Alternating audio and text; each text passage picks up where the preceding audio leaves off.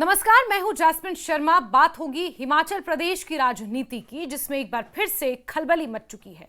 हिमाचल प्रदेश की सियासत में एक बार फिर से राजनीतिक तापमान बढ़ गया है, खासकर जब प्रदेश में आगामी चुनावों का संदर्भ सामने आ रहा है और विभिन्न दल अपनी अपनी तैयारियों में जुटे हुए हैं। बीजेपी, जो प्रदेश में पहले से ही सत्ता की महक महसूस कर रही है, उसके भीतर भावी मुख्यमंत्री को लेकर उठी चर्चाएं और अंदरूनी राजनीति की लड़ाई ने इस राजनीतिक उथल-पुथल को और ज्यादा तीव्र कर दिया है। मंडी से शुरू हुई ये लड़ाई अब हमीरपुर तक पहुंच चुकी है, जहां बीजेपी के शीर्ष नेताओं के बीच सियासी समीकरणों को लेकर तीव्र मतभेद सामने आ रहा है। ये सियासत की जंग तब छिड़ी जब बीजेपी के दो दिग्गज नेता, पूर्व मुख्यमंत्री जयराम ठाकुर और हमीरपुर से सांसद अनुराग ठाकुर के समर्थकों के बीच भावी मुख्यमंत्री पद को लेकर नारा लगाने की घटना पेश आई। मंडी में बीजेपी के एक धड़े ने हिमाचल का सीएम कैसा हो, अनुराग जैसा हो का नारा लगाना शुरू किया, जो कि सार्वजनिक तौर पर जयराम ठाकुर को चुनौती देने जैसा था। इस नारे की गूंज जब हमीरपुर तक पहुंची तो जयराम ठाकुर ने इसे गंभीरता से लिया और बिना खास नाम लिए ही अपने संबोधन में इसका जवाब दे डाला। उन्होंने बीजेपी के पुराने और वरिष्ठ नेताओं के प्रदर्शन पर सवाल उठाए और कहा कि अगर वो अपनी प्रतिष्ठा के अनुरूप बेहतर काम करते तो पार्टी वर्तमान में सत्ता में होती। जयराम ठाकुर ने स्पष्ट रूप से संकेत दिया कि पार्टी के वरिष्ठ नेताओं, जिनमें पूर्व मुख्यमंत्री प्रेम कुमार धूमल भी शामिल हैं, की भूमिका चुनावों में अप्रभावी रही है। उन्होंने ये भी कहा कि हमीरपुर में बीजेपी को केवल एक सीट मिली, जो पार्टी की स्थिति की देनदार है। ऐसा माना जा रहा है कि जयराम ठाकुर की ये प्रतिक्रिया सीधे तौर पर अनुराग ठाकुर और पूर्व मुख्यमंत्री प्रेम कुमार धूमल दोनों को लक्षित कर रही थी। ये बयान बीजेपी के भीतर चल रही भूमिका और प्रभाव की लड़ाई को बेपर्दा कर देता है और कांग्रेस को एक बार फिर से बीजेपी पर सवाल उठाने का मौका मिल जाता है।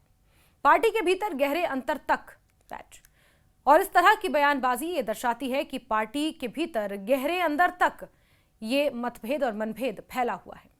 दरअसल बीजेपी के 2022 के विधानसभा चुनाव परिणाम भी इसी खींचातान का एक बड़ा कारण है। पार्टी को कुल 68 में से केवल 25 सीटें मिली, जिसमें मंडी जिले के 10 विधानसभा क्षेत्रों में से 9 और संसदीय क्षेत्र की कुल 12 सीटें बीजेपी ने अपने नाम की। पार्टी को कुल 67 में से केवल 25 सीटें मिली, जिसमें मंडी जिले की 10 विधानसभा सीटों में से 9 और 1 संसदीय क्षेत्र मंडी बीजेपी के पाले में आया।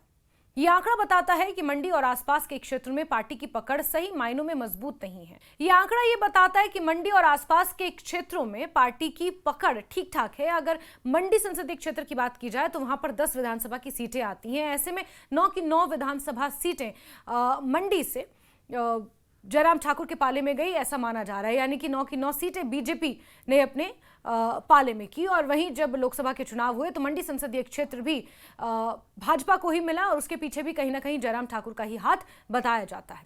लेकिन जिस तरह से बीजेपी ने सीटें खोई, उसके कमजोरियों के कारण ही पार्टी के शीर्ष नेताओं के बीच असंतोष उत्पन्न हो रहा है। और क्योंकि 68 से सिर्फ 25 सीटें बीजेपी के पाले में आना, ये कहीं ना कहीं इस मतभेद की वजह से भी रहा है और यही कारण है कि लगातार कांग्रेस के निशाने पर बीजेपी इस खींचातान को लेकर रही है। वहीं अनुराग ठाकुर के समर्थकों और उनके प्रभाव को देखकर लगता है कि बीजेपी के भीतर दादागिरी और वर्चस्ववादी राजनीति चरम पर है। ये नारा लगाने की घटना न केवल भविष्य के मुख्यमंत्री पद के लिए होड़ दिखाती है, बल्कि पार्टी नेतृत्व में नेताओं के बीच गठजोड़ और टकराव का भी संकेत देती है। मंडी और हमीरपुर जैसे प्रभावशाली क्षेत्रों से मजबूत पैरों की हिस्सेदारी ही बीजेपी की सत्ता की लंबी दौड़ के लिए निर्णायक होगी। राजनीतिक विश्लेषकों का मानना है कि जयराम ठाकुर ने न केवल पार्टी के भीतर कार्यकर्ताओं को एकजुट करने की कोशिश की है, बल्कि ये भी स्पष्ट किया है कि सत्ता की दौड़ में वो अकेले नहीं रहेंगे। भले ही उन्होंने सीधे रूप से प्यार से अनुराग ठाकुर या धूमल का नाम नहीं लिया, लेकिन उनकी टिप्पणियां साफ करती हैं कि पार्टी के भीतर गहरी जमी हुई फूट अभी भी जारी है। यह स्थिति इसलिए भी अहम हो गई है क्योंकि बीजेपी प्रदेश के मुख्यमंत्री पद के लिए अभी से अपनी रणनीति बना रही है और नेताओं के बीच संभावित प्रतिस्पर्धा तेज हो चुकी है।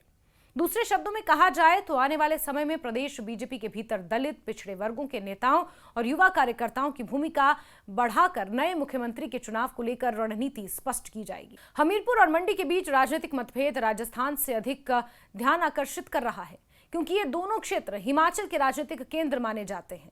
मंडी जो जयराम ठाकुर की कर्मभूमि माना जाता है, जहां उन्होंने संगठन में अपनी पकड़ बनाई है, वहीं हमीरपुर वो क्षेत्र है जहां अनुराग ठाकुर की पैठ गहरी है। पूर्व मुख्यमंत्री प्रेम कुमार धूमल उस इलाके से आते हैं।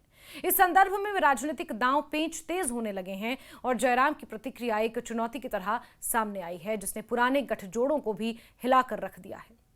भाजयुमो के कार्यक्रम में अपनी बात रखने के दौरान जयराम ठाकुर ने चुनावों में पार्टी के बड़े नेताओं की निराशाजनक भूमिका का उल्लेख करके अप्रत्यक्ष रूप से अपने वर्चस्व की रणनीति को मजबूत किया।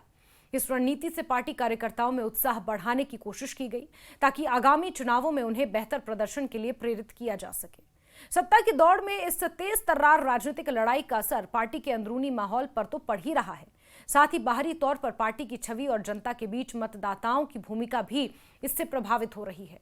एक आम धारणा यह भी बनती जा रही है कि पार्टी के भीतर विभिन्न वर्गों और क्षेत्रों का प्रतिनिधित्व न्यायसंगत तरीके से नहीं हो पा रहा है और इसी को भुना रही है कांग्रेस, जिससे कई नेता आपस में अब भिड़ते हुए भी नजर आ रहे हैं। राजनीतिक विशेषज्ञों का कहना है कि इस तरह की असंतुलित राजनीतिक लड़ाई बीजेपी के लिए फायदे की बजाय नुकसानदेह साबित हो सकती है।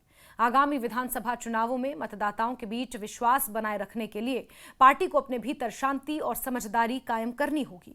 इससे यह भी जाहिर होता है कि बीजेपी के भीतर अभी से ही सत्ता की खुशबू आ गई है, जिसके चलते मुख्यमंत्री पद के लिए गोटियां फिट की जा रही हैं। कार्यकर्ताओं की नारेबाजी से जो राजनीतिक तापमान बढ़ा है, उससे साफ है कि बीजेपी के भीतर न केवल विरासत की होड़ है, बल्कि युवाओं और नए नेताओं के लिए स्थान बनाने की जद्दोजहद भी है। ये लड़ाई राजनीतिक स्थिरता के लिए खतरा हो सकती है यदि पार्टी नेतृत्व समय पर संघर्ष को नियंत्रित करने में विफल रहा।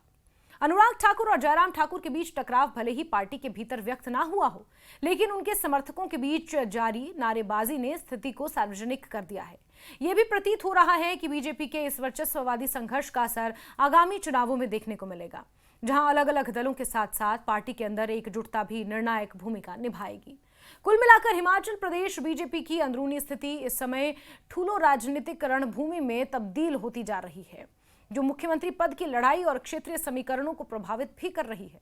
इस नई राजनीतिक टिकटॉक में राजा बनने के लिए जयराम ठाकुर ने मोर्चा संभाला है, जबकि अनुराग ठाकुर के समर्थक भी कमजोर नहीं हैं। आने वाले महीनों में ये देखना दिलचस्प होगा कि कौन सा धड़ा बीजेपी की सत्ता यात्रा का अगला कदम तय करेगा और हिमाचल प्रदेश का नेतृत्व किसके हाथ आएगा। ये लड़ाई न केवल व्यक्तिगत महत्वाकांक्षा का प्रदर्शन है, बल्कि हिमाचल प्रदेश की राजनीति में अंदरूनी बदलाव और नए नेतृत्व की संभावनाओं का भी सूचक है। दरअसल जहां बीजेपी प्रदेश की मुख्य ताकत है, वहीं ऐसे संघर्ष पार्टी की स्थिरता एवं व्यापक राजनीतिक संस्कृति के लिए चुनौतियां भी प्रस्तुत करते हैं। यह स्थिति पार्टी के लिए नए अवसर और जोखिम दोनों लेकर आई है, जो हिमाचल की चुनावी राजनीति को प्रभावित करेगी।